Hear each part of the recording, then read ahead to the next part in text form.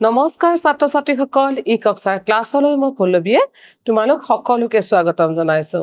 আজি আমি আলোচনা কৰি আছো অষ্টম শ্ৰেণীৰ বিজ্ঞানৰ পাঠ সাংশ্লেষিক আ আৰু প্লাষ্টিক। ইতিমধ্যে এই পাঠটোৰ কিছু কথা আমি আলোচনা কৰিছো ইয়াৰ আগৰ ভিডিঅ'বোৰত। আজি আমি আলোচনা কৰিবলৈ লৈছো এই পাঠটোত থকা অনুশীলনী প্ৰশ্ন উত্তৰবোৰ। আহাচোন আমি আলোচনা কৰো। আমাৰ প্ৰথম প্ৰশ্নটো আছে যে সাংশ্লেষিক আবোৰ কি হয় আমি আলোচনা কৰো আহা। কিছুমান আ আছে যিবোৰ মানুহে ৰাসায়নিক পদাৰ্থ ব্যৱহাৰ কৰি প্ৰস্তুত কৰে, এইবোৰক কৃত্ৰিম আ বোলা হয়। এই সৰু সৰু এককৰে তৈয়াৰ কৰা হয় যিবোৰক একেলগে মিলি এডাল দীঘলীয়া শিকলিৰ দৰে কৰে, আৰু এই ধৰণৰ আহবোৰক কি বুলি কোৱা হয়? সাংশ্লেষিক আহ বুলি কোৱা হয়। আৰু উদাহৰণটো কি দিয়া আছে আমাৰ? এয়া ৰেয়ন, নাইলন, পলিষ্টাৰ, এক্ৰাইলিক, এইবোৰ হ'ল আমাৰ একোটা সাংশ্লেষিক আহ। দ্বিতীয় প্ৰশ্নটোলৈ গৈছো। শুদ্ধ উত্তৰটোত ৰাইট চিন দিবা। সাংশ্লেষিক আহসমূহৰ পৰা ৰেয়ন বেলেগ কিয়নো ইয়াৰ এটা ৰেচম সদৃশ ৰূপ আছে। ইয়াক কাঠৰ মণ্ডৰ পৰা পোৱা যায়। প্ৰাকৃতিক আহবোৰৰ দৰে ইয়াৰ আহবোৰো বব পাৰি, কিন্তু ৰেয়নক প্ৰাকৃতিক সাংশ্লেষিক আহ বুলি যদিও কোৱা হৈছে, ইয়াক কিহৰ পৰা পোৱা যায় এইটো জানিব লগা কথা। ৰেয়নক কাঠৰ মণ্ডৰ পৰা পোৱা যায়, সেইকাৰণে বাকীবোৰ সাংশ্লেষিক আহতকে ৰেয়নক অকমান বেলেগকৈ ৰখা হৈছে, নহয় জানো? উপযুক্ত শব্দৰে খালী ঠাই পূৰণ কৰা। খালী ঠাই সাংশ্লেষিক আহবোৰক কি বুলি কোৱা হয়? ইয়াতে দুটা নাম দিয়া আছে। আমি সাংশ্লেষিক আহবোৰক কৃত্ৰিম আহ বুলিও কওঁ। কৃত্ৰিম আহ হ'ব। কৃত্ৰিম আহ বা কি বুলি কোৱা হয়? মানৱ সৃষ্ট। এইটো মানুহে বনায়, নহয় জানো? গতিকে মানৱ সৃষ্ট আহ বুলিও কোৱা হয়। কৃত্ৰিম আহ বা মানৱ সৃষ্ট আহ বুলি কোৱা হয়। সাংশ্লেষিক আহবোৰক নামৰ কেঁচা মালৰ পৰা সংশ্লেষণ কৰা হয়। আমি আগতে এই পাঠটোত পঢ়িছিলোৱে যে পেট্ৰকেমিকেল বা পেট্ৰৰাসায়নিক এটা আছে, গতিকে আমি লিখিছো পেট্ৰৰাসায়নিক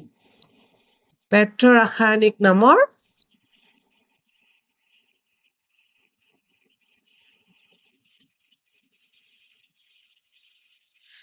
কেঁচা মালৰ পৰা সংশ্লেষণ কৰা হয়।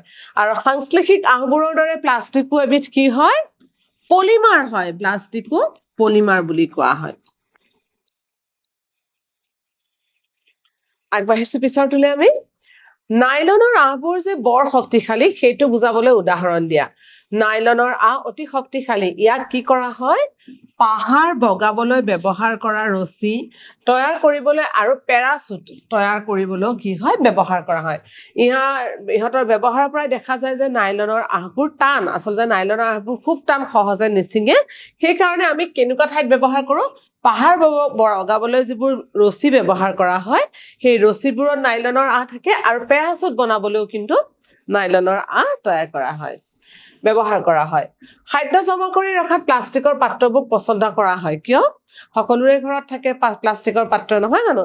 ইয়াৰ কিছুমান বিশেষ গুণ আছে। খাদ্য সামগ্ৰী সংৰক্ষণৰ বাবে প্লাষ্টিকৰ অনুকূল কৰি তোলা বৈশিষ্ট্যসমূহ হৈছে ইয়াৰ ওজনটো লঘু ওজন, তাৰমানে ওজনটো একেবাৰে কম, আমি দাঙি লৈ ফুৰিব পাৰো, নহয় জানো? কম মূল্য। আমি যদি ষ্টীলৰ কিনো বা অন্য কাঁচৰ আমি বাচন এটা কিনো, তাতকে কি হয়? প্লাষ্টিকৰটো মূল্যটো কম হয়, গতিকে আমাৰ কিনিবলৈও সুবিধা হয়। অতি মজবুত আৰু মজবুতকৈ বনোৱা হয়, সহজে চম্ভালিব পাৰে, আৰু ই অবিক্ৰিয়াশীল, কোনো ধৰণৰ ইয়াতে ৰিয়েকশ্যন নাই। গতিকে আমি কি কৰোঁ? খাদ্য জমা কৰি ৰখাৰ কাৰণে প্লাষ্টিকৰ পাত্ৰবোৰ আমি কি কৰোঁ? বেছি প্ৰিফাৰ কৰোঁ। তাপ নমনীয় আৰু তাপদৃঢ় প্লাষ্টিকৰ মাজত থকা পাৰ্থক্য ব্যাখ্যা কৰা। আমি আলোচনা কৰোঁ। তাপ নমনীয় প্লাষ্টিক বা থাৰ্মোপ্লাষ্টিক, বা তাপদৃঢ় প্লাষ্টিক বা থাৰ্মোছেটিং প্লাষ্টিক। গৰম কৰিবলৈ ইহঁতে সহজে বিকৃত হ'ব পাৰে আৰু সহজে বেকা কৰিব পাৰি গৰম কৰিলে। এই তাপ নমনীয় প্লাষ্টিক যিখিনি আছে, সিহঁত কি হৈ যায়? গৰম কৰাৰ লগে লগে বিকৃত বা বেকি হৈ যায়। কিন্তু তাপদৃঢ় প্লাষ্টিক, থাৰ্মোছেটিং প্লাষ্টিক কি হ'ল? এবাৰ ঢালাই কৰি ল'ব পাৰি, গৰম কৰি কোমল কৰিব আৰু নোৱাৰি। ৰৈখিক ব্যৱস্থাৰে দীঘল শৃংখলযুক্ত পৰিমাণেৰে গঠিত হয় এইটো তাপ নমনীয়টো, কিন্তু ইয়াতে গৰম কৰিলে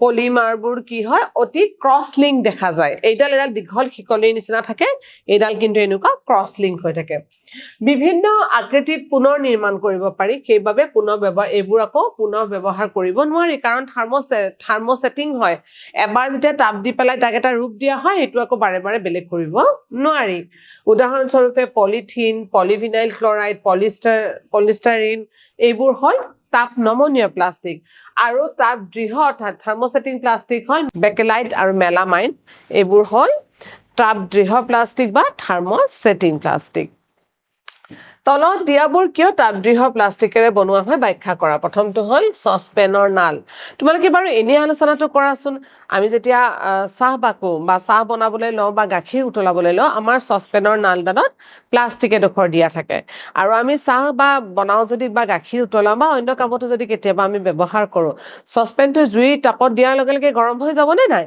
গতিকে যিমানেই বেছি গৰম হ'ব নালডালো গৰম হৈ যাব এতিয়া যদি নালডালত মই থাৰ্মো প্লাষ্টিক এটা লগাই দিওঁ অৰ্থাৎ তাপ নমনীয় প্লাষ্টিক লগাই দিওঁ তেতিয়া কি হ'ব এই নালডাল যে প্লাষ্টিকৰ নালডাল আছিলে এইডাল গলি যাবনে নাই গতিকে আমাৰ কিবা কামত আহিব জানো নিশ্চয়কৈ নাহে নহয় জানো ঠিক একেধৰণে বৈদ্যুতিকৰ প্লাগ সুইচ প্লাগ বোৰ্ড এতিয়া এইবোৰ যে আছে বেকেলাইটেদি বনায় অৰ্থাৎ থাৰ্মোছেটিং প্লাষ্টিকেদি বনায় এতিয়া এইবোৰ যদি আমি তাপ দৃঢ় প্লাষ্টিকেৰে বনোৱা হয় যিবোৰ মানে এইবোৰ যদি আমি তাপ দৃঢ় প্লাষ্টিকেৰে নবনাই তাপ নমনীয় প্লাষ্টিকেৰে বনাওঁ কেতিয়াবাতো আমাৰ সুইচবোৰ গৰম হৈ যায় প্লাগটো গৰম হৈ যায় বৰ্ডখন গৰম হৈ যায় নহয় জানো আৰু সেই উত্তাপ সহিব নোৱাৰি যদি সুইচবোৰ গলি যায় তেতিয়া কি হ'ব গতিকে এনেকুৱা ধৰণৰ বস্তুবোৰ কি হয় সদায় থাৰ্মোছেটিং প্লাষ্টিকেৰে বনায় মই অকণমান ব্যাখ্যাটো কৰি দিছোঁ সসপেনৰ হেণ্ডেল থাৰ্মোছেটিং প্লাষ্টিকেৰে তৈয়াৰ কৰা হয় কাৰণ এই প্লাষ্টিকবোৰ গৰম কৰিলে কোমল নহয়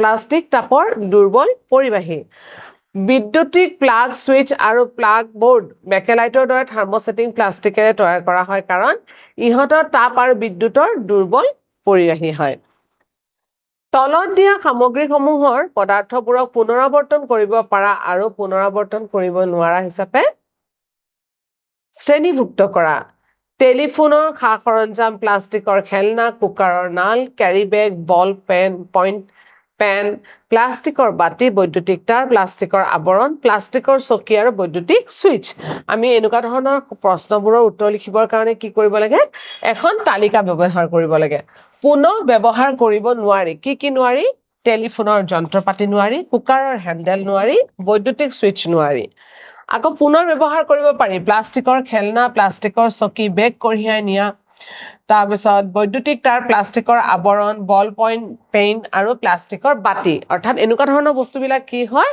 থাৰ্মোপ্লাষ্টিক দি বনোৱা থাকে আৰু সেইবোৰ আমি পুনৰ ব্যৱহাৰ কৰিব পাৰোঁ কিন্তু এইবোৰ বস্তু কি হয় বেকলাইট থাৰ্মোছেটিং প্লাষ্টিকেৰে বনোৱা থাকে গতিকে এইবোৰ আকৌ ব্যৱহাৰ কৰিব নোৱাৰি কৈছোঁ ৰাণাই গ্ৰীষ্মকালৰ বাবে শাৰ্ট কিনিব খুজিছে তেওঁ কপাহী শাৰ্ট নে সাংশ্লেষিক আহেৰে তৈয়াৰী শাৰ্ট কিনাটো উচিত হ'ব কাৰণ দৰ্শাই ৰাণাক উপদেশ দিয়া ৰাণা বুলি এজন ল'ৰাৰ কথা কোৱা হৈছে আৰু গৰমৰ দিন গতিকে গৰমৰ দিনত তেওঁ কপাহী কাপোৰৰ শাৰ্ট এটা ল'ব নে তেওঁ যিটো আমাৰ সাংশ্লেষিক আহ যেনেকৈ নাইলন পলিষ্টাৰ এক্ৰাইলিক এনেকুৱা ধৰণৰ বস্তুৰ পৰা ল'ব শাৰ্টটো কোনটো শাৰ্ট তেওঁৰ কাৰণে ভাল হ'ব এটা আমি সমাধান বিচাৰিব লাগিব নহয় জানো আলোচনা কৰিছোঁ আহা ৰাণাই কপাহৰ পৰা তৈয়াৰী শাৰ্ট কিনিব লাগে কেনেকুৱা কিনিব লাগে কপাহৰ পৰা তৈয়াৰী শাৰ্ট কাৰণ কপাহ পানীৰ ভাল সুষম ই আমাৰ শৰীৰৰ পৰা ওলোৱা ঘাম তিয়াই পৰিৱেশৰ সংস্পৰ্শলৈ আনিব পাৰে আৰু এইদৰে ঘামে বাষ্পীভৱন কৰাত সহায় কৰে যাৰ ফলত আমাৰ শৰীৰটো কি হৈ থাকে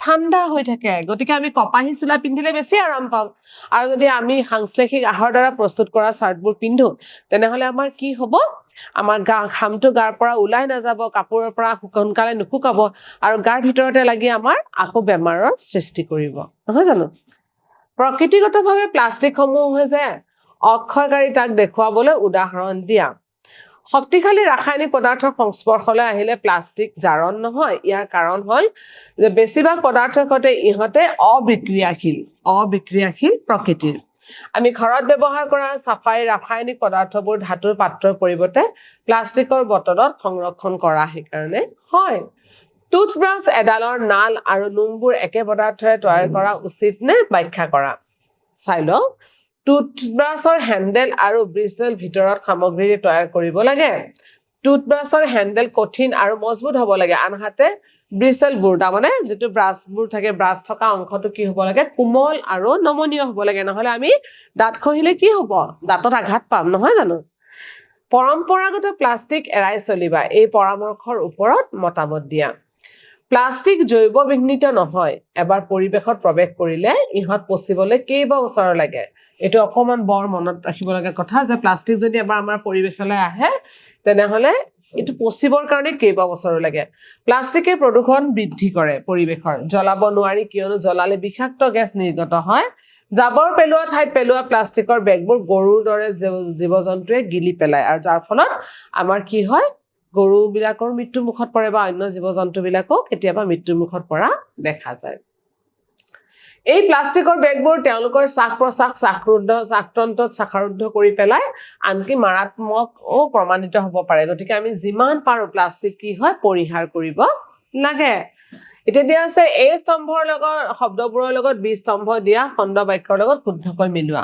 পলিষ্টাৰ ইয়াতে আমি পলিষ্টাৰ কোড ব্যৱহাৰ কৰিছো চাব লাগিব কাঠৰ মণ্ড ব্যৱহাৰ কৰি প্ৰস্তুত কৰা হয় কোনটো হয় ৰেয়ন পেৰাসুট আৰু মোজা তৈয়াৰ কৰিবলৈ ব্যৱহাৰ কৰা হয় আমি অকমান আগতে পঢ়িলো নাইলন এতিয়া আছে কৰাল নলগা লাগি নধৰা ৰন্ধন খা সৰঞ্জাম প্ৰস্তুত কৰিবলৈ কোনটো টেফলন আৰু সহজে ফুটৰা নপৰা কাপোৰটোৱে হৈছে আমাৰ পলিষ্টাৰ মনত থাকিব নিশ্চয় নহয় জানো বাৰু সাংশ্লেষিক আসমূহৰ উৎপাদনে আচলতে বন সংৰক্ষণত সহায় কৰি আহিছে মতামত দিয়া প্ৰাকৃতিক যেনেকে কেঁচা মাল মূলতে উদ্ভিদৰ পৰা আহৰণ কৰা হয় নহয় জানো আৰু ইয়াৰ অৰ্থ হ'ল যে বহুত গছ কাটিব লাগে বহুত গছ কাটিব লগা হয় ইয়াৰ ফলত বনাঞ্চল ধ্বংস হয় কিন্তু কৃত্ৰিম সামগ্ৰী কেঁচা মালবোৰ মূলতে পেট্ৰকেমিকেল সেই কৃত্ৰিম নিৰ্মাণত বনাঞ্চল সংৰক্ষণতহে সহায় কৰে এই বুলি এটা মতামত দিয়া হৈছে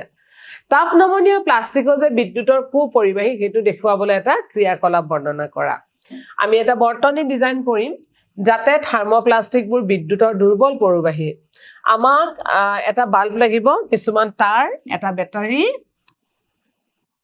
আৰু এটা ধাতুৰ টুকুৰা আৰু এটা প্লাষ্টিকৰ পাইপ লাগে প্ৰথমে ধাতু আৰু তাৰ পিছত প্লাষ্টিকৰ পাইপৰ সহায়ত বৰ্তনীটো স্থাপন কৰি চিত্ৰত দেখুওৱা হৈছে গতিকে কি হ'ব যদি আমি তেনেকুৱা ধৰণৰ বৰ্তনী এটা কৰো প্ৰথমতে কি লগাই দিছে প্লাষ্টিক লগাই দিছে প্লাষ্টিকটো আমি জানো যে বিদ্যুতৰ কুপৰিবাহী নহয় গতিকে এই বৰ্তনীটোৰ মাজেৰে বিদ্যুৎ প্ৰবাহ হ'বনে নিশ্চয়কৈ নহয় আকৌ দ্বিতীয়টোত চোৱা আপুনি কাৰেন্ট অন কৰাৰ পিছত আপুনি লক্ষ্য কৰিব যে বাল্বটো আগৰ ক্ষেত্ৰত জিলিকি আছে পিছৰ ক্ষেত্ৰত বাল্বটো জিলিকি থাকে নে জিলিকি নাথাকে হে প্লাষ্টিকৰ পাইপ যেটো তাপ প্লাষ্টিক বিদ্যুতৰ দুৰ্বল পৰিবাহী বুলি দেখুৱাইছে এটা এইটোত চাও আমি এইটো ধাতুৰ দণ্ড এইখিনি হল আমাৰ ধাতুৰ দণ্ড মেটেল গতিকে এতিয়া বৰ্তনীটো কি হৈছে বিদ্যুৎ প্ৰবাহ হৈ আছে আৰু লাইটটো জ্বলি গৈছে নহয় জানো আৰু আগত আমি দেখিছিলো যে এইখিনি হল থাৰ্মোপ্লাষ্টিক ইয়াতে বিদ্যুৎ প্ৰবাহ হ'বই নোৱাৰে গতিকে কি হ'ব এই বৰ্তনীটো সম্পূৰ্ণ নহয় আৰু বাল্বটো জ্বলিব নোৱাৰে